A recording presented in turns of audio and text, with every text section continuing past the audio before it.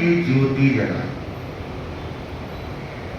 भारतीय परंपरा में या आध्यात्मिक परंपराओं में ज्योति का मूल्य है, प्रकाश का मूल्य है। सदा प्रकाश की, ज्योति की आराधना की जाती है। प्रसिद्ध सूक्त भी है, तमसो मां ज्योतिर्गमय। मैं अंधकार से प्रकाश की ओर प्रस्थान करूं। एक प्रकाश बाहर का होता है, एक भीतर का प्रकाश होता है। अंधकार किसी को भी काम्य नहीं है। ज्ञान वह प्रकाश है जिससे व्यक्ति स्वयं देदीप्यमान बनता है, अनेक रहस्यों को जान पाता है, लोगों को भी उन रहस्यों से अवगत कराता है। ज्ञान सभी के लिए अपेक्षित है। जैन दर्शन में 3 अमूल्य रत्न माने गए हैं, सम्यक दर्शन, सम्यक ज्ञान, सम्यक चारित्र। ये 3 रत्न हैं और जो इन 3 रत्नों को प्राप्त कर लेता है तो उसका जीवन है वह सफल बनता है, सार्थक बनता है। हमने दर्शन के संदर्भ में जाना, दर्शन और ज्ञान ये युगपत है, साथ साथ चलती है। सम्यक दर्शन का जितना महत्व है उतना ही सम्यक ज्ञान का महत्व है। ज्ञान के बिना हमारा सब कुछ अज्ञान में चला जाता है, मिथ्यात्व में चला जाता है, वह विपरीत श्रद्धान कर लेता है। इसलिए सम्यक ज्ञान है, सही ज्ञान है, वह जरूरी है। यदि सही ज्ञान नहीं होता है तो व्यक्ति कुछ नहीं कर पाता। 25 बोध में मिथ्यात्व के कितने 10 प्रकार बताए हैं। ये क्या है? ये सारे अज्ञान का प्रभाव। मिथ्यात्वी होगा तो वह उल्टी ही श्रद्धा करेगा, धर्म क्यों अधर्म मानेगा, मार्ग को कुमार्ग मानेगा, ये जीव को अजीव मानेगा, मुक्त को अमुक्त मानेगा। ये युगल है, साथ साथ चलती है। क्यों? कि उसके पास में सम्यक ज्ञान नहीं है। तो ज्ञान है वह जरूरी है, बिना ज्ञान के कुछ भी नहीं है। कहना चाहिए कि अज्ञान तो एक ऐसी रात्रि है, एक ऐसी रात्रि जिसमें न तो चांद है और न ही तारे। कल ही अमावस्या गई है, अमावस्या की रात्रि में चांद नहीं होता, लेकिन तारे तो होते हैं। ऐसा नहीं अमावस्या की रात्रि हो और आकाश में तारे न हो, लेकिन अज्ञान की रात्रि तो ऐसी है जहां न चांद है और न ही तारे है, मतलब उतना भी प्रकाश नहीं, घोर अंधकार है। और उस अंधकार में कोई ज्ञान की ज्योति जला दे तो एक नया रास्ता है वह दिखता है। अज्ञानी है वह कुछ नहीं करता। भगवान ने कहा है अन्नाणी किम काही किम नाई शिव पाओ, कि अज्ञानी क्या करेगा, कुछ नहीं कर पाएगा। क्यों नहीं कर पाएगा? कि उसे श्रेय का मार्ग कौन सा है और पाप का मार्ग कौन सा है, उसका उसे बोध नहीं है। इसलिए अज्ञानी क्या करे? सोचा जाने कल्याणम, सोचा जाने पावकम, उभयम पी जाने सोचा, जम से यम तम समाये। कि सुनकर के व्यक्ति जाने, ज्ञान करे कि क्या, कि कल्याण का रास्ता कौन सा है। सोचा जाने कल्याण, सोचा जाने पावकम, सुनकर के जाने पाप कर्म का रास्ता कौन सा है। उभयम पी जाने सोचा, जब दोनों जान लिए कि ये रास्ता श्रेय का है, कल्याण का है, और ये रास्ता पतन का है, पाप का है, उसके बाद उस व्यक्ति के ऊपर रहता है कि वह कौन से मार्ग का चयन करता। जब व्यक्ति के सामने अपना कंसेप्ट क्लियर होता है तो वह कहीं संदेह में नहीं रहता, डावाडोल स्थिति में नहीं रहता। उसे स्पष्ट बोध रहता है कि मेरे लिए यह श्रेय का मार्ग है, यह कल्याण का मार्ग है। तो ज्ञानार्जन है वह बहुत जरूरी होता है। और अज्ञानी व्यक्ति कुछ नहीं कर पाता, वह तो हंसी का पात्र भले बन रहा है।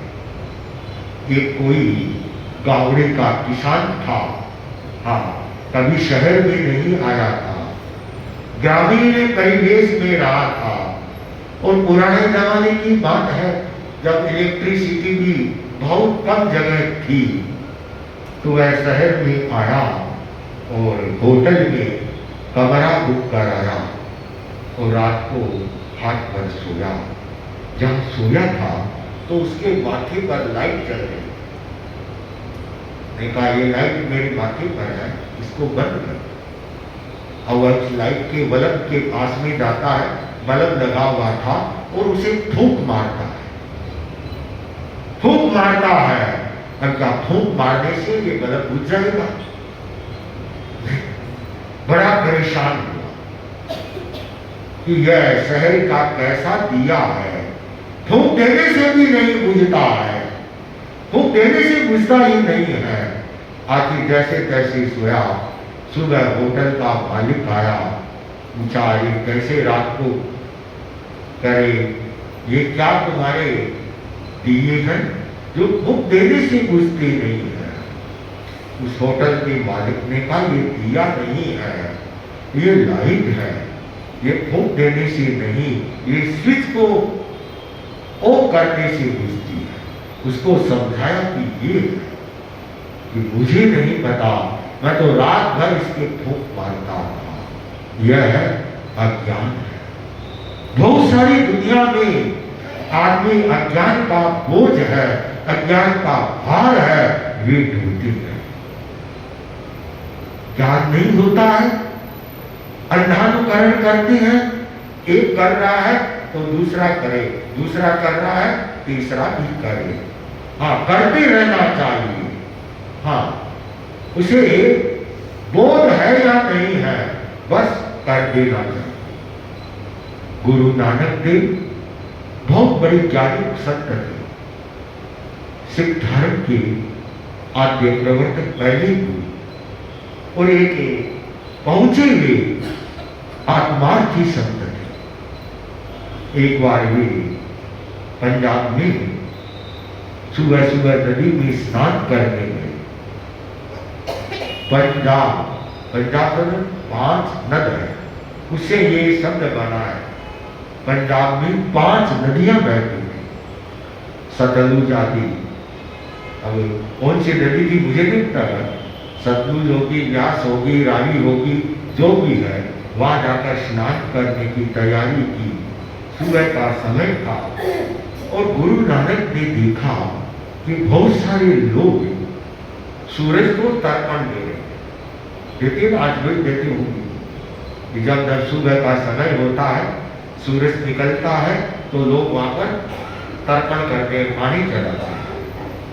गुरु नानक देव को आश्चर्य हुआ, सब पूरब की ओर तर्पण कर रहे थे और गुरु नानक देव ने क्या किया, अपना मुंह पश्चिम की ओर कर दिया, उल्टा कर दिया और तर्पण देने लगे पश्चिम की दिशा में। हाँ, लोगों से हट करके, क्योंकि लोगों से हटकर करे नहीं तो लोगों का ध्यान अपनी ओर नहीं है। लोगों का ध्यान अपनी ओर करना है तो कुछ हटकर के करना पड़ता है। लोगों ने टोका कि अरे तू कैसा है, तर्पण पश्चिम में नहीं पूरब में किया जाता है। गुरु नानक देव कर रहे हैं, इधर से सुन रहे हैं, इधर से निकाल रहे हैं, सुनी अनसुनी कर रहे हैं। 2 आए, 4 आए, 5 आए, 10 आए। थोड़ी देर में जहाँ गुरु नानक तर्पण कर रहे थे, भीड़ लग गई और जोर शोर से शोर शराबा होने लगा कि देखो कैसा मूढ़ आदमी है, समझाने पर भी यह नहीं समझ रहा है, बताने पर भी नहीं मान रहा है, अपनी ही धुन में कर रहा है। ठीक है, गुरु नानक की आंखें खोली और कहा कि अरे क्या कर रहे हो, तुम्हें ये पता नहीं सूरज को तर्पण पूरब की ओर में दिया जाता है? कि अच्छा, इधर तर्पण करने से क्या होता है? हाँ, गुरु नानक ने पूछा कि क्या होता है कि यह पानी सूरज भगवान तक जाता है और सूरज भगवान है, गर्मी है, ठंडे हो जाते हैं। लोग हैं, लोग तो लोग होते हैं, गर्मी की मौसम थी कि हम यहाँ तर्पण कर रहे हैं, गर्मी कब होगी, सूरज भगवान कब तपेगा। गुरु नानक ने लोगों की बात में हाँ मिला दी। हाँ, बिल्कुल सही है, गर्मी बहुत है, सूरज तप रहा है और मेरा खेत यहाँ से 10 कोस की दूरी पर है, वह सूख रहा है, खेत में खेती सूख रही है, तो मैं तो यहाँ से अपने खेत में पानी भेज रहा हूं। यह पानी मेरे खेत तक पहुंच जाए, मेरी खेती सूखे नहीं।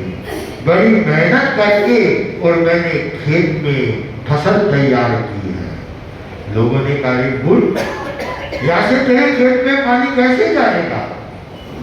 गुरु नानक ने तबाक से कहा कि मेरा खेत तो 10 कोस की दूरी पर है, तुम कह रहे हो सूरज भगवान ठंडा होगा, सूरज भगवान तो यहाँ से लाखों किलोमीटर दूर है। जब तुम्हारा पानी लाखों किलोमीटर दूर जा सकता है तो मेरा 10 कोस क्यों नहीं जाएगा? लोगों ने कहा, अरे हम इसे मूर्ख कह रहे थे, ये तो महाराष्ट्र में निकला। लोगों ने कहा, बात तो सही है। तब गुरु ने उनको बोध दिया कि तुम लोग अंधानुकरण करते हो, तुम्हें बोध भी नहीं है कि सूर्य को तर्पण क्यों किया जाता है, इसके पीछे कारण क्या है। केवल अंधानुकरण तुम लोग कर रहे हो और उसे कुछ नहीं होना। होता तो ये है, माना ही गया है, एक शास्त्रीय अवधारणा ये है कि जिस समय सूर्य है पूरब की दिशा में लालिमा है और वह पहाड़ से या समुद्र से या पृथ्वी से निकल रहा है, जिस समय निकल रहा है उस समय यदि पानी को छोड़ा जाए और पानी को भी कहा अपने ललाट के ऊपर से और उसके भीतर से सूर्य को देखे तो आंखों की रोशनी बढ़ती है। केवल वह 2-3-4 मिनट का होता है। जिस समय सूर्य निकले उस समय उस पानी के भीतर से सूर्य को, बाल सूर्य को देखा जाता है और यह आयुर्वेद में भी माना है कि इससे आंखों की ज्योति बढ़ती है। अब आंखों की तो ज्योति किसको बढ़ाती? उसके लिए तो आई स्पेशलिस्ट बहुत हैं, सब सूरज को पानी दे रही है, कैसे ही दो। ये क्या है? ये अज्ञान। जो ज्ञान का पिपासु होगा, जिन्हें ज्ञान ग्रहण करना है, वह यह चाहेगा मुझे कहीं पर से भी मिले, सही ज्ञान मिले, समुचित ज्ञान मिले। ज्ञान की पिपासा होती है, वह एक अलग होती है, और अज्ञान है वह तो अंधकार है, उसमें क्या कहीं अंतर नहीं है। हिंदुस्तान के बहुत बड़े साइंटिस्ट हुए हैं, डॉक्टर चंद्रशेखर वेंकट रमन, नाम सुना होगा आप लोगों ने। डॉक्टर चंद्रशेखर वेंकट रमन जो आचार्य महाप्रज्ञ जी से भी मिले थी, वे एक कॉन्फ्रेंस में गए थे, और उस कॉन्फ्रेंस में डॉक्टर वेंकट रमन की एक युवा डॉक्टर से मुलाकात, आपस में परिचय हुआ, और वह युवा डॉक्टर इतने बड़े साइंटिस्ट को अपनी खोज के बारे में बताया, और वेंकट रमन से कहा कि मैंने रंग और दृष्टि के बारे में मैंने रिसर्च किया है, और मैंने खोजा, उसके भौतिक पहलुओं को भी खोजा है, शारीरिक पहलुओं को भी खोजा है। डॉक्टर रमन को सुन करके बहुत आश्चर्य हुआ। डॉक्टर रमन ने उस युवा डॉक्टर की पीठ को थपथपाते हुए, उत्साहवर्धन करते हुए उससे कहा कि डॉक्टर, मैं रंग और दृष्टि के भौतिक पहलू को तो मैं भी जानता हूं, लेकिन उसके रंग के पहलू को मैं नहीं जानता। तुमने बहुत अच्छा कार्य किया है, उसको भी तूने जाना है, मैं कभी उसको भी समझूंगा। रंग को कैसे तुमने पकड़ा है और कैसे खोज की है, उसके पहलुओं को मैं समझूंगा। वह युवा डॉक्टर बहुत प्रसन्न हुआ और कहा, सर आप कहीं, मैं आपके पास में आ जाऊंगा, आपको बताने के लिए मैं आऊंगा। देखिए इतने बड़े वैज्ञानिक साइंटिस्ट ने क्या कहा कि नहीं, तेरे को नहीं आना है, जब मेरे को समय होगा ज्ञान लेने के लिए मैं तेरे पास में आऊंगा। देखिए इतना बड़ा साइंटिस्ट है, वह एक युवा डॉक्टर से कह रहा है, मुझे रंग और दृष्टि के भौतिक पहलू को मैं जानता हूं, लेकिन शारीरिक पहलू को नहीं जानता हूं। मैं आऊंगा तुम्हारे पास, चल कर के आऊंगा।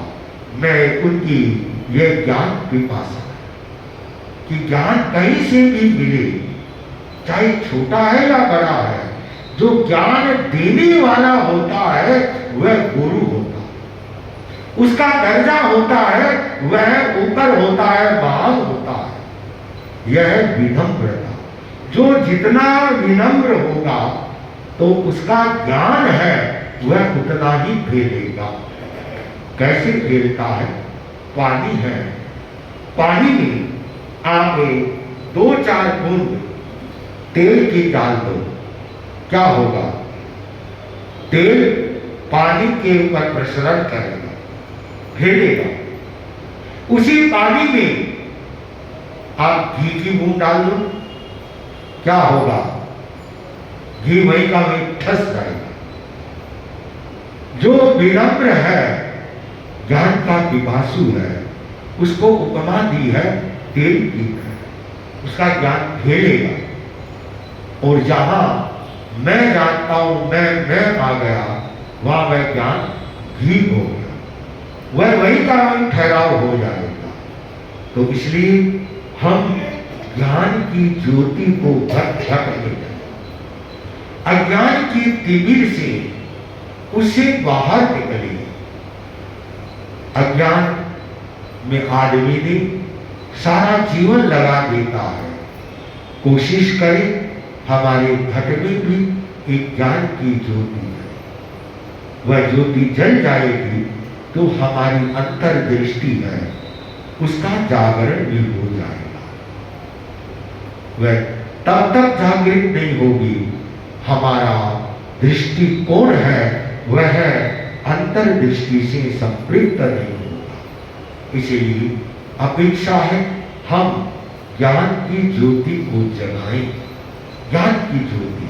और उसके लिए जैन दर्शन में सम्यक ज्ञान को बहुत बड़ा ऊंचा दर्जा दिया गया है कि हर व्यक्ति सम्यक्ति बने, सम्यक्ति बन करके ज्ञानार्जन की दिशा में वह आगे बढ़े और अपने स्वरूप को जाने। श्रीमद् रायचंद ने लिखा है कि जे स्वरूप समझा बिना पाम्यो दुख अनंत, समझाओ ते पद नमो श्री अरिहंत भगवन। जे स्वरूप जाना, जब तक व्यक्ति अपने आत्म स्वरूप को नहीं जानता है, नहीं पहचानता है, तब तक वह उस दिशा में आगे नहीं बढ़ पाता है। तो हम कोशिश करें, जब जब भी अवसर हो ज्ञान की चेतना को जगाएं, ज्ञान की ज्योति को जगाएं, अज्ञान के अंधकार से अपने आप को बाहर निकालें। अस्तु ओम शांति।